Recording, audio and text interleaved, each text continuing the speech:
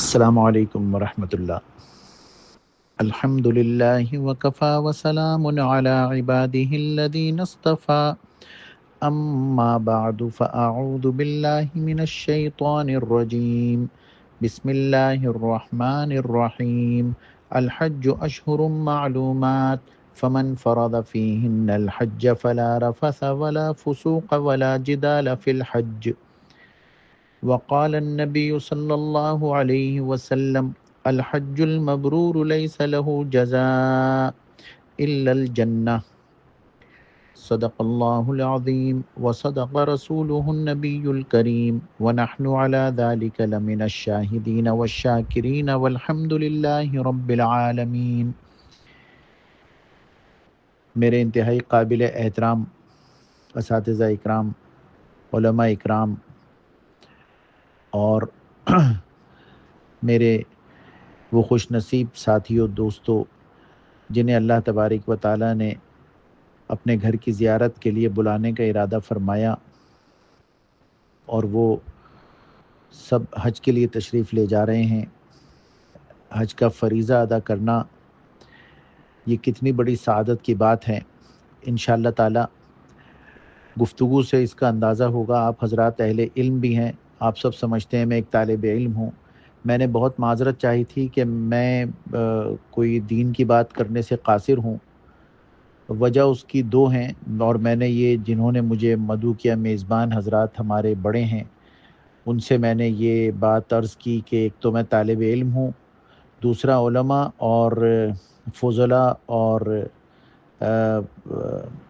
بزرگوں کے سامنے بات کرنے میں مجھے بڑی شرم آتی ہے۔ میرا حوصلہ نہیں پڑتا کہ میں ان کے سامنے اپنی کوئی بات پیش کروں۔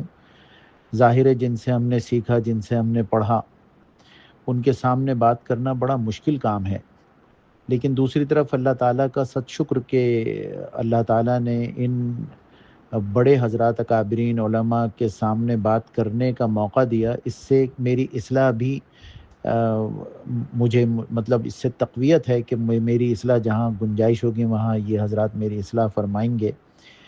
اور تیسری ایک اور بات جس کا میں نے ان سے اظہار کیا وہ یہ تھی کہ میں بے ربط قسم کی باتیں کرنے کا عادی ہوں۔ اتنا جہاں پر اتنا مضبوط اور پڑھا لکھا طبقہ ہو ان کے سامنے بات کرنا، یہ میرے لیے دو چیزیں ہیں۔ ایک تو یہ کہ چھوٹا منہ بڑی بات، دوسرا یہ کہ یہ میرے لیے سعادت بھی ہے، سعادت سے کم نہیں ہے۔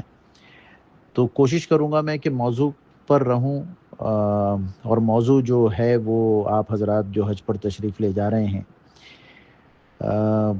حج کا ہے۔ میں نے ان سے پوچھا کہ کتنی دیر تک بات کرنی ہے، تو یہ ان کی میں سمجھتا ہوں کہ یہ اللہ تعالیٰ کا خاص فضل ہے کہ انہوں نے کہا کہ آپ وقت کے پابند نہیں ہیں، آپ کو جتنی بات کرنی ہے آپ کریں۔ تو میں کوشش یہ بھی کروں گا کہ آپ کی توجہ ادھر ادھر نہ ہو، اور میں کیونکہ یہ باتیں اللہ کی ہیں، اللہ اور اس کے رسول صلی اللہ علیہ وسلم کی ہیں، تو آپ کو کا ذہن بھی ادھر ادھر نہ ہونے پائے۔ تو کچھ حضرات جو ہیں وہ انشاءاللہ پیر کو تشریف لے جا رہے ہیں اس گروپ میں، اور کچھ منگل کو تشریف لے جا رہے ہیں، تو اس کا مطلب روزانہ بات کرنے کا مجھے موقع ملے گا۔ تو ہم کوشش کریں گے کہ 3 نشستوں میں، ایک آج چھوٹا سا ایک تعارف پیش کرنا ہے، اور پھر کل ارکان حج کے متعلق، اور یہ اس بات کا اعادہ کرنا ہے، اس بات کو بتانا ہے کہ یہ کتنی بڑی سعادت ہے، اور آپ خوش نصیب حضرات کیا لینے جا رہے ہیں، کیا کرنے جا رہے ہیں۔ جب تک کہ مہمان کا اندازہ نہ ہو کہ وہ کتنا قیمتی ہے، تو تیاری بھی گھر میں صحیح نہیں ہوتی۔ تیاری بھی اسی مہمان کی ہوتی ہے جس کی دل میں عزت اور قدر ہوتی ہے، اس کی تیاری کچھ اور ہوتی ہے، ایک عام مہمان کی تیاری کچھ اور ہوتی ہے۔ تو ایک بات تو یہ ہے کہ اس دوسرے سلسلے میں گفتگو کے ہم بتائیں گے، انشاءاللہ بتانے کی کوشش کروں گا میں کہ یہ کتنا بڑا سفر ہے اور آپ کتنے خوش نصیب ہیں۔ تو اپنے نصیبوں پر رشک کیجیے گا، سوچئے گا کہ اللہ نے کہ اس خالق نے ہمیں بلایا ہے، اس مالک نے ہمیں بلایا ہے جس کو کسی چیز کی ضرورت نہیں ہے۔ ہم محتاج ہیں، ہمیں ضرورت ہے، اس نے ہمیں بلایا ہے۔ تو ظاہر ہے کہ اس میں کتنے راز چھپے ہوئے ہیں، یہ بات بتانے کی کوشش کروں گا۔ اور تیسرے درجے میں تیسری نشست میں انشاءاللہ تبارک و تعالی میں یہ بتانے کی کوشش کروں گا اپنے بزرگوں کی دعاؤں سے کہ ارکان حج کیا ہے اور رسول اللہ صلی اللہ علیہ وسلم کا حج کیسا تھا۔ میرے دوستو، ہم لوگ بس سفر کرتے ہیں، حج پہ جا رہے ہیں، عمرے پہ جا رہے ہیں، جو کیفیت ہونی چاہیے اس تصور کو ذرا ذہن میں لے کے آئیے کہ ذوالحلیفہ سے آپ صلی اللہ علیہ وسلم نے احرام باندھا ہے اور کم و بیش 6-7 دن کا سفر درپیش ہے۔ آپ قربانی کا جانور ہدی اپنے ساتھ لے کے چلے ہیں۔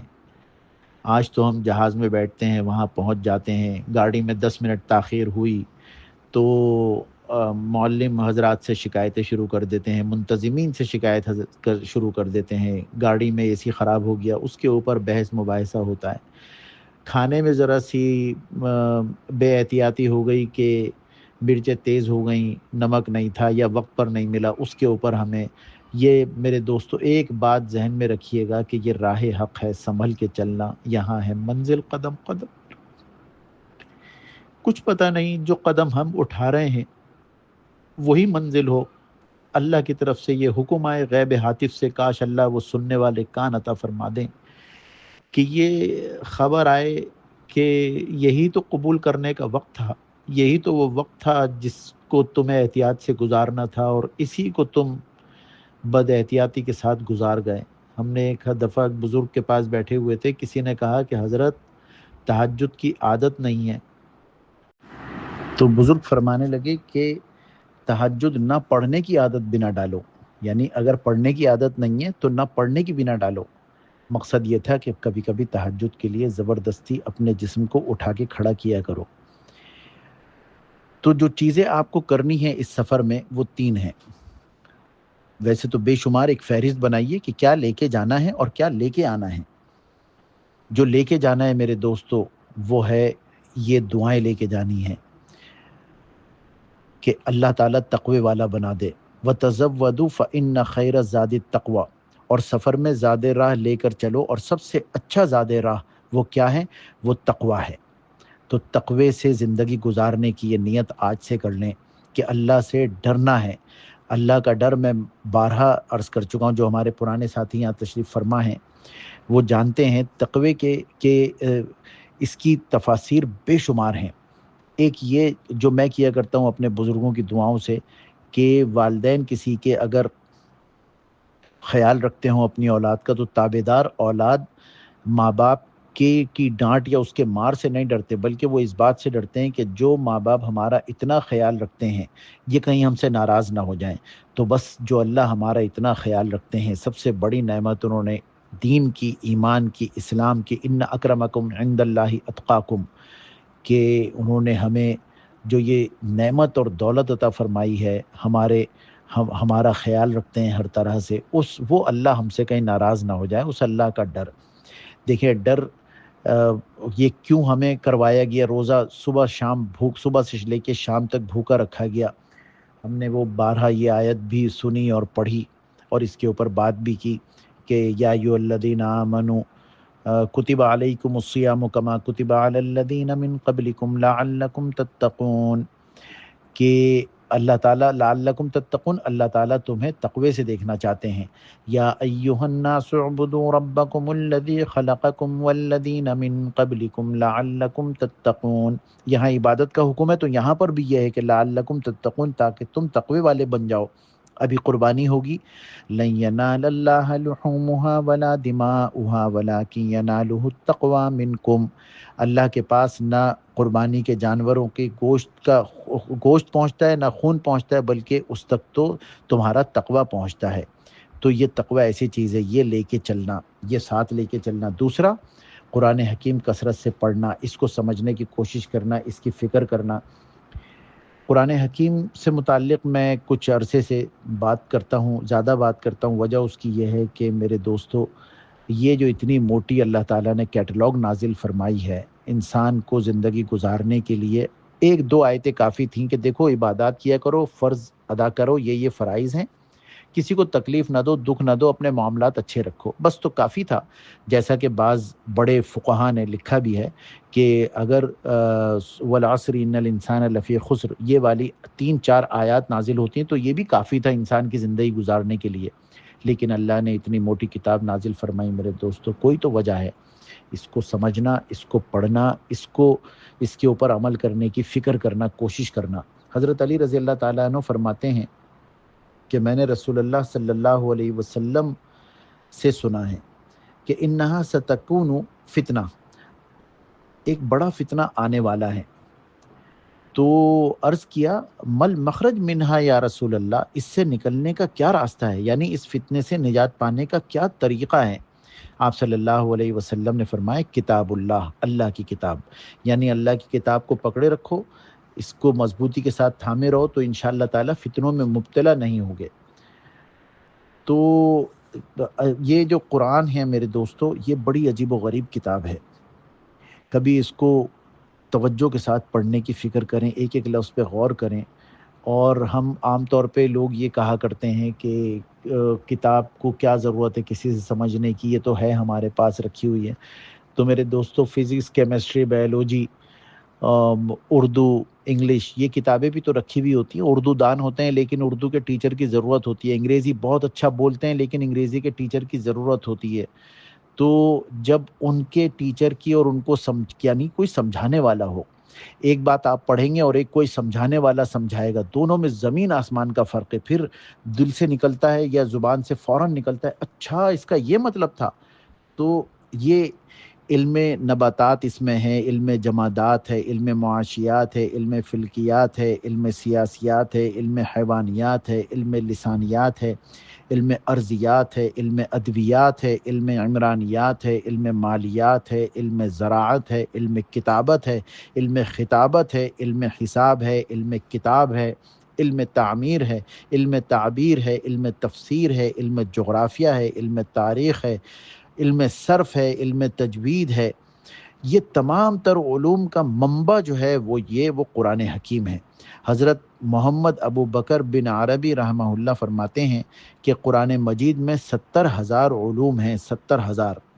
یہی وجہ ہے کہ جب فرشتوں نے یہ یعنی جنات نے یہ سنا کہ ایک شخص قرآن پڑھ رہے ہیں، آپ صلی اللہ علیہ وسلم تلاوت فرما رہے تھے قرآن حکیم کی، تو وَهُوَ الَّذِي لَمْ تَنْتَهِ الْجِنُّ اذا سمعته حتی قالوا، یعنی جب یہ قرآن ایسا ہے کہ جب جنات نے اسے سنا تو وہ کہنے لگے انا سمعنا قرآنا عجبا یہدی الی الرشد فآمنا بہ، کہ ہم نے یہ عجیب قرآن سنا جو ہدایت کی طرف راہ بتلاتا ہے، پس ہم اس پر ایمان لائے۔ ایک دفعہ سنا تھا تو ایمان لائے، پوری جماعت ایمان لے آئی تھی۔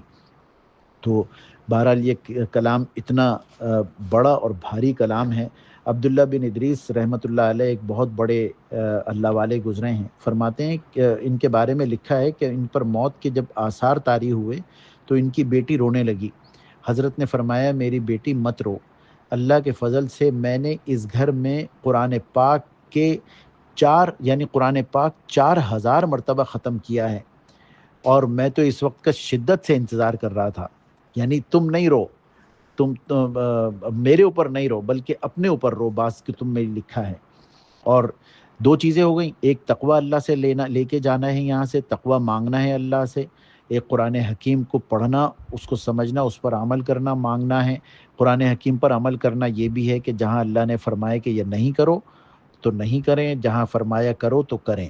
غیبت نہیں کرنی ہے، چغلی نہیں کرنی ہے، بدماشی نہیں کرنی ہے، چوری نہیں کرنی ہے، ڈاکہ نہیں ڈالنا، امانت میں خیانت نہیں کرنی ہے، جھوٹ نہیں بولنا ہے، اللہ کے اوپر پکا اور سچا اور پختہ یقین رکھنا ہے، رسول اللہ صلی اللہ علیہ وسلم کی اطاعت کرنی ہے۔ وما آتاکم الرسول فخذوہ وما نہاکم عنہ فانتہوا، جو دیں تم کو رسول اس کو لے لو اور جس چیز سے منع کریں اس سے باز رہو۔ تیسری چیز جو میرے دوستوں وہاں جا کے آپ کو کرنی ہے وہ ہے اللہ کی یاد میں آنسو بہانا۔